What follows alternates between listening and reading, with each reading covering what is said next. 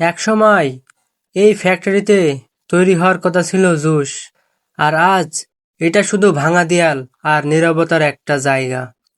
সময়ের সাথে সাথে সবকিছু যেন থেমে গেছে, পড়ে আছে শুধু কিছু অপূর্ণ স্বপ্নের চিহ্ন। হয়তো এটা শুধু একটা কারখানা নয়, এটা কারোর হারিয়ে যাওয়া স্বপ্নের গল্প। বন্ধুরা, আমি বলছিলাম মেহেরপুর জেলায় হাইটেক জুস কারখানার গল্প।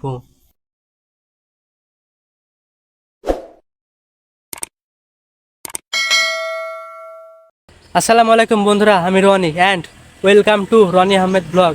তো কেমন আছেন সবাই? আজকের এই ভিডিওটি একটু আলাদা, একটু রহস্যময় এবং একটু রিস্কি। বন্ধুরা, আমি এই মুহূর্তে আছি মেহেরপুর সদর উপজেলার বারাদি নামক গ্রামে, এবং বারাদের বাজারে রয়েছে একটি পুরাতন জুস ফ্যাক্টরি। সেখানে আজকে এসেছি। মেহেরপুর জেলার বারাদির এই হাইটেক জুস কারখানার ইতিহাস থেকে জানা যায়, প্রায় 30 বিঘা জমির ওপর 2006 সালে গড়ে উঠেছিল এই বিশাল কারখানা। মেহেরপুরের মতো একটা জেলায় তখন এটা ছিল সত্যি এক বড় চমক। জুস, ড্রিঙ্ক আর আধুনিক ফুড প্রোডাক্ট তৈরির সব প্রস্তুতি ছিল এখানে। এই কারখানায় প্রায় 500 মানুষের কর্মব্যবস্থা তৈরি হতো। এই দেয়ালগুলোর সাথে জড়িয়ে ছিল প্রায় 500 মানুষের স্বপ্ন, তাদের কাজ, তাদের পরিবার, তাদের ভবিষ্যৎ। কিন্তু সময়ের সাথে সাথে সব কিছু থেমে গেছে, আর আজ সেই স্বপ্নগুলো পড়ে আছে নীরবে।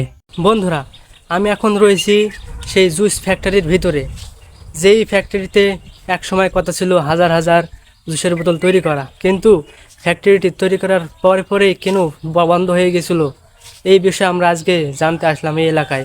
স্থানীয় সূত্রে জানলাম, যিনি এই কারখানার মালিক 2006 সালে এটি স্থাপন করেন, এবং মেইন মালিক মারা যাওয়ার পরে বিভিন্ন ব্যাংকে লোন থাকায় এই ফ্যাক্টরিটি চালু করা সম্ভব হয়নি। এখানে পুরোপুরি রেডি একটা স্থাপনা ছিল, তবে ব্যবহার না হয় সব কিছু লুটপাট হয়ে গেছে। এই যে দরজা জানালা সব কিছুই চুরি হয়ে গেছে। এখানে শুধুমাত্র ইটের ফ্রেমটি দাঁড়িয়ে আছে, বাকি সব কিছু উধাও।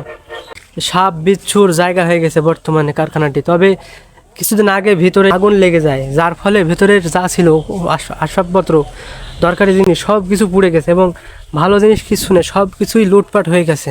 বন্ধুরা, এখন আমি যে মূল ভবনটি রয়েছে, অফিস কক্ষ বাদ দিয়ে যেখানে জুস উৎপাদন হবে, সেই কারখানার ভিতরে, সেই বিল্ডিংটির ভিতরে এই যে অবস্থা, এখন পুরো জরাজীর্ণ অবস্থা, ভাঙা টিন সব ফুটো ফুটো। আর এইখানে এই জায়গাটায় কিছুদিন আগে আগুন লেগে যায়, যার কারণে যা ছিল সব কিছুই পুড়ে ছাই হয়ে যায়। এখানে ভাই আমার এসে একটু রিস্কই লাগছে, কারণ এখানে অনেক সাপ টাপ বিচ্ছু সব থাকতে পারে। মানে ভিতরে কি বলবো ভাই, বহুতই একটা অবস্থা, আমার নিজেরই একটু ভয় লাগছে, আমি একাকে এসেছি। বন্ধুরা, আমি এই মুহূর্তে প্রবেশ করছি এই যে পুরাতন যে জুস ফ্যাক্টরির মেন যে অফিস কক্ষ, সেই অফিসের বিল্ডিংয়ে।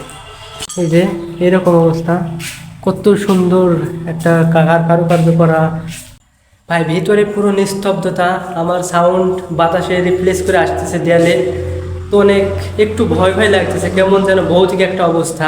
আমার পাশে রয়েছে মেহেরপুর চুয়াডাঙ্গা আঞ্চলিক মহাসড়ক। যেহেতু জায়গাটা মাঠের পাশে, তাই লোকজন কাজ করে ফিরছে।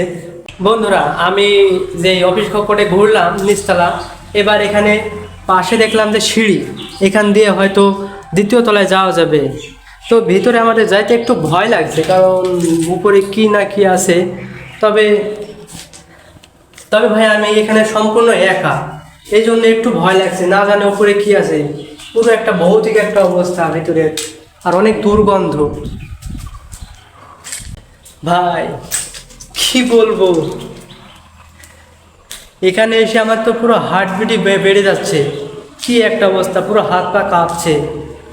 আল্লাহ, যেই কারখানাটি স্থাপন করার উদ্দেশ্য ছিল মেহেরপুর জেলার বেকারত্ব দূর করা, যেখানে হাজার হাজার বোতল জুস তৈরি হওয়ার কথা ছিল, এখন সেই প্রতিষ্ঠানটি ঢুকছে। নতুন একটা কোম্পানি এই ফ্যাক্টরিটি কিনে তাদের উৎপাদন ব্যবস্থা চালু করার কথা থাকলেও এখন পর্যন্ত কিছু হয়নি, পুরো জরাজীর্ণ অবস্থা। আমি বাংলাদেশ সরকারি কর্তৃপক্ষদের একটাই অনুরোধ করব, দেখুন চেষ্টা করে যদি আবার এটাকে পুনরায় চালু করা যায় কি না, যেহেতু অনেক কোটি টাকার সম্পত্তি এভাবেই নষ্ট হচ্ছে, যা একটা দেশের আর্থিক ক্ষতি। বন্ধুরা, এই ছিল আজকের মেহেরপুর জেলার বালাদের এই হাইটেক জুস কারখানা সম্বন্ধে ভিডিও। এই বিষয়ে আমি টুকটাক ইন্টারনেটে জেনেছি এবং লোকাল স্থানীয়দের কাছে যেটুকু জেনেছি আমি সেটুকুই আপনাদের বললাম। কোনো ভুল ভ্রান্তি হয়ে থাকলে ক্ষমা দৃষ্টিতে দেখবেন। ধন্যবাদ। আজকের এই ভিডিওটি এই পর্যন্তই। সবাই ভালো থাকবেন, সুস্থ থাকবেন। আসসালামু আলাইকুম।